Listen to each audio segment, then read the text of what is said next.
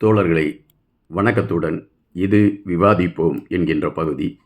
இந்த பகுதியிலே தினமும் நீங்கள் அறியாத பல செய்திகளை எடுத்து வைத்து கொண்டிருக்கின்றேன். இப்பொழுதெல்லாம் இந்த காணொளிகளை பார்க்கக்கூடிய விகிதாசாரங்கள் அதிகமாகி கொண்டிருக்கிறது. அதுபோல பார்வை நேரம் கூட அதிகமாகி கொண்டிருக்கிறது.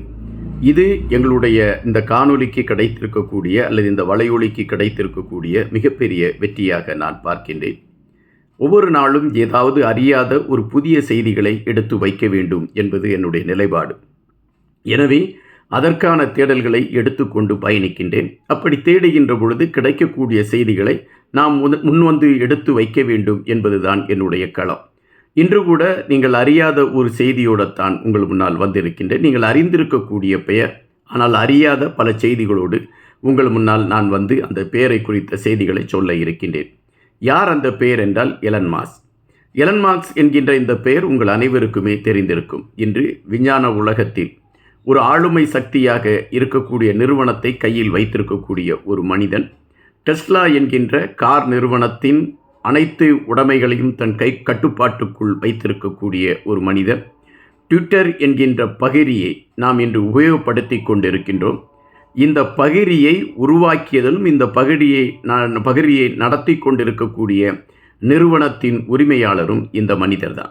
இந்த எலன் மாஸ்க் என்கின்ற இந்த பெயர் அடிக்கடி பேசப்படும். இப்பொழுது கூட ஜனாதிபதி தேர்தல் நடைபெற்ற பொழுது அமெரிக்காவில் ட்ரம்புக்கு ஆதரவாக எலன் மாஸ்க் களத்தில் இருக்கிறார் என்கின்ற செய்தி ஒரு பரபரப்பான செய்தியாக மாறியது. அது நீங்கள் அறிந்தது. அதுபோல விண்வெளியில் ஆய்வுக்கூடத்தில் சிக்கிக்கொண்டு இருக்கக்கூடிய சுனிதா வில்லியம்ஸ் அவர்களை காப்பாற்றுவதற்கான முயற்சிகளை எடுத்த பொழுது எலன் மாஸ்க் என்கின்ற பெயர் முதன்மையாக வந்தது.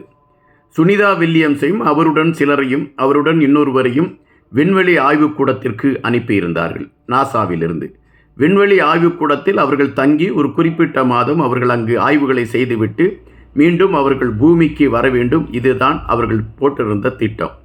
ஆனால் அந்த திட்டத்தில் குளறுபடி ஏற்பட்டு விடுகிறது. அவர்கள் அனுப்பிய அந்த செயற்கைக்கோளில் ஏற்பட்ட மாற்றத்தின் காரணமாக சுனிதா வில்லியம்ஸை ஒரு குறிப்பிட்ட காலத்தில் அவர்களால் பூமிக்கு கொண்டு வர முடியவில்லை. அதன் பின்பு ஒரு தேதி குறிக்கப்படுகிறது. அந்த தேதியிலும் நாசாவால் கொண்டு வர முடியவில்லை.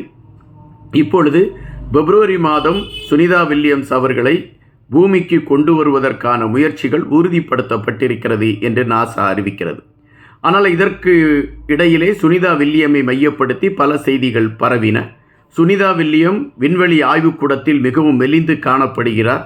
அவருடைய உடல் உண்மையிலே நலிவுற்று இருக்கிறது. அது அந்த ஆய்வுக்கூடத்திலே அது சாம்பலாகி கரைந்துவிடும் என்கின்ற செய்திகளெல்லாம் பலராலும் பரப்பப்பட்டது. ஆனால் சுனிதா வில்லியம்ஸ் அவர்கள் அதற்கு மறுப்பை தெரிவித்தார்.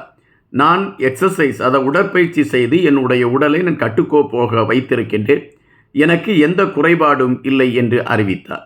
இந்த சுனிதா வில்லியம்ஸை குறிப்பிட்ட காலத்தில் பூமிக்கு கொண்டு வருவதற்கான முயற்சிகளை நாசா தவறிவிட்டது என்கின்ற பொழுது எலன் மாஸ்க் நடத்தி கொண்டிருக்கக்கூடிய நிறுவனத்திடம் அவர்களை பூமிக்கு கொண்டு வருவதற்கான செயல்பாடுகளை நீங்கள் கொடுத்திருப்பீர்களானால் ஒரு வாரத்தில் சுனிதா வில்லியம்ஸ் அவர்களை பூமிக்கு கொண்டு வந்திருப்பார்கள் என்று பெரும்பாலானவர்கள் எடுத்து வைக்கக்கூடிய கருத்துக்களை நீங்கள் பார்த்திருக்க முடியும்.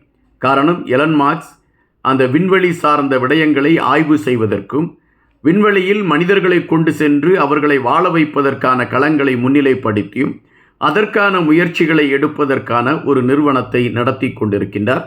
அந்த நிறுவனத்தின் சார்பில் ஏவுகணைகள், ராக்கெட்டுகள் போன்ற தயாரித்து அனுப்புவதற்கான களங்களை அவர்கள் எடுத்து கொண்டிருக்கக்கூடிய விடயங்கள் எல்லாம் பரபரப்பாகவே பேசப்பட்ட ஒரு விடயம். இந்த எலன் மாஸ்க் அவர்களை குறித்து பேசுகின்ற பொழுது அவருடைய மதிப்பீடு, அவர் சேர்த்து வைத்திருக்கக்கூடிய சொத்துகளின் மதிப்பீடு உலகமே வியந்து பார்க்கக்கூடிய ஒரு விடயமாக இருக்கின்றது.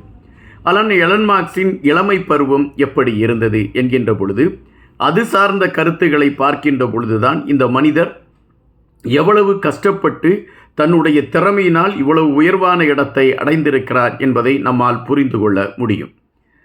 எப்பொழுதுமே உலகம் ஒரு மாறுபட்ட கண்ணோட்டத்தில் தான் எப்பொழுதும் பார்க்கும். ஒரு மனிதனுடைய வெற்றியை மட்டுமே உலகம் விழுந்து விழுந்து பேசும். ஆனால் அந்த மனிதன் பட்ட துயரங்களையோ அந்த மனிதன் பட்ட கஷ்டங்களையும் இந்த உலகம் பெரிதாக எடுத்துக்கொண்டு தன்னுடைய பதிவுகளில் அதை உள்வாங்கிக் கொள்வதில்லை. காரணம், எப்பொழுதுமே இந்த உலகம் புகழும் அந்த புகழ் சார்ந்த விடயங்களிலுமே தன்னை கட்டி அமைத்து கொண்டு பயணிக்கிறது.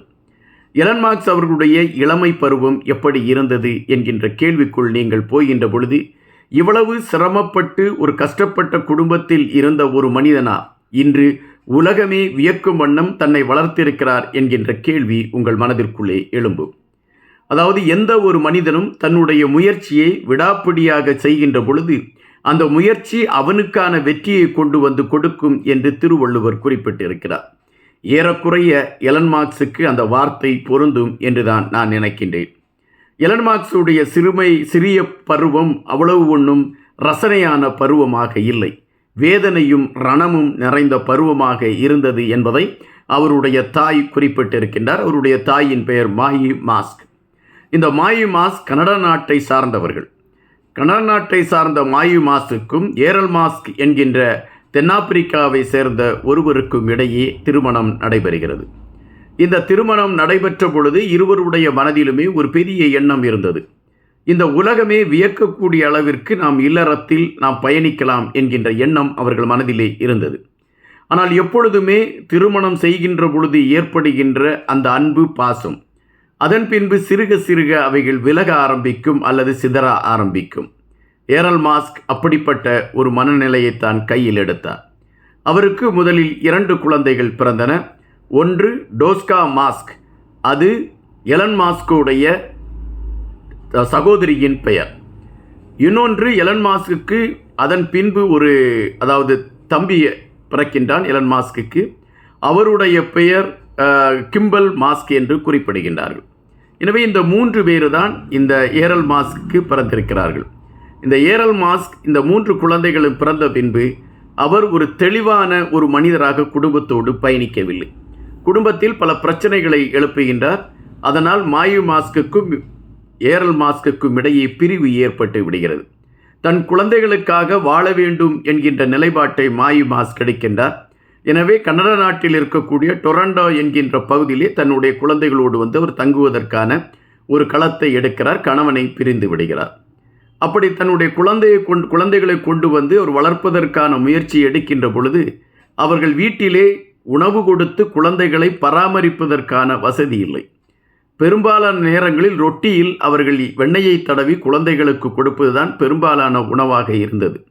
ஒரு குறிப்பிட்ட வயதிற்கு அவர்கள் வளர்ந்து ஒரு வளர்ச்சியை காண்கின்ற வரையில் அந்த 3 குழந்தைகளும் மாயு மாஸ்க்கும் வெளியிலே அவர்கள் எந்த இடத்திற்கும் சென்றதில்லை. ஏதாவது ஒரு உணவு விடுதியில் போய் ஒரு நாள் கூட அவர்கள் உணவை உண்டதில்லை. ஏலன் மாஸ்க் மிகவும் சிரமப்பட்ட ஒரு வாழ்க்கையை வாழ்ந்து கொண்டு இருந்திருக்கிறார். அவர் மற்றவர்களைப் போல தானும் வாழ வேண்டும் என்கின்ற எண்ணம் அவர் மனதிற்குள். ஆனால் அதற்கான களம் அமையவில்லை. பெரும்பாலும் எலன் மாஸ்க் அவர்கள் அணிந்திருந்த அந்த உடைகள் அனைத்துமே இரண்டாவதாக ஒருவர் உபயோகப்படுத்திவிட்டு இரண்டாவதாக விற்பனைக்கு வரக்கூடிய உடைகளைத்தான் அவர்கள் வாங்கி அணிந்திருக்கிறார்கள். அதுவும் குறிப்பாக 2 வருடங்களாக எலன் மாஸ்க் ஒரு கால் சட்டையும் ஒரு சட்டையுமே அவர் உபயோகப்படுத்தி கொண்டிருக்கின்றார்.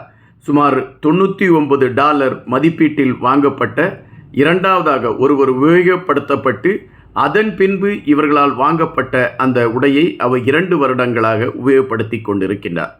மகன் ஒரே உடையை அணிந்து கொண்டு செல்வதை பார்க்கின்ற பொழுது மாயு மாசுக்கு மிகவும் கவலையாக இருக்குமாம்.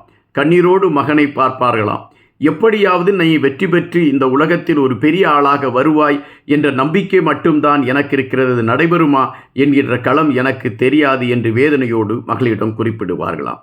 இது தொடர்ச்சியாக நடந்து கொண்டிருந்த சூழலில்தான் ஏலன் மாஸ்க் தன்னுடைய படிப்பை முடித்துவிட்டு அவர் 12 வயதிலே பல விடயங்களை விஞ்ஞானம் சார்ந்த பல விடயங்களை முன்னிலைப்படுத்திய களத்தை எடுத்துக்கொண்டு அது சார்ந்த பதிவுகளில் அவர் முன்னேறுகிறார். இவைகள் அவருக்கான ஒரு அடையாளத்தை கொடுக்கிறது. தொடர்ச்சியாக அவருடைய வளர்ச்சி வியக்க வைத்து இன்று உலகமே வியந்து பார்க்கக்கூடிய ஒரு மனிதனாக மாறியிருக்கின்றார். ஆனால் இந்த எலன் மாஸ்குடைய இளமை பருவம் எவ்வளவு கொடுமையாக இருந்தது என்பதை சமீபத்தில் அவருடைய தாயார் ஒரு பேட்டியாக கொடுத்திருக்கிறார். அப்படி அந்த பேட்டியை கொடுக்கக்கூடிய சூழலில் அந்த தாயார் கண்கலங்கி நின்ற காட்சிகள் எலன் மாஸ்கின் முயற்சியை இன்று பறைசாற்றுவதாக அமைந்திருக்கிறது என்பதாகத்தான் நம்மால் கணிக்க முடிகின்றது. எப்பொழுதுமே பெரியவர்கள் குறிப்பிடுவார்கள், நீங்கள் முயன்று கொண்டே இருங்கள், புதிய விடயங்கள் உங்களை தொடர்ந்து வந்து கொண்டே இருக்கும். அதில் ஏதாவது ஒன்று உங்களுக்கான வெற்றி களத்தை தரும் என்று குறிப்பிட்டு கொண்டே இருப்பார்கள். எலன் மாஸ்க் அப்படி ஒரு நிலைமையைத்தான் அவர் அடைந்திருக்கிறார் என்பதை நாம் ஒவ்வொருவரும் கவனிக்க வேண்டியதாக இருக்கிறது. நன்றியுடன் இன்பா.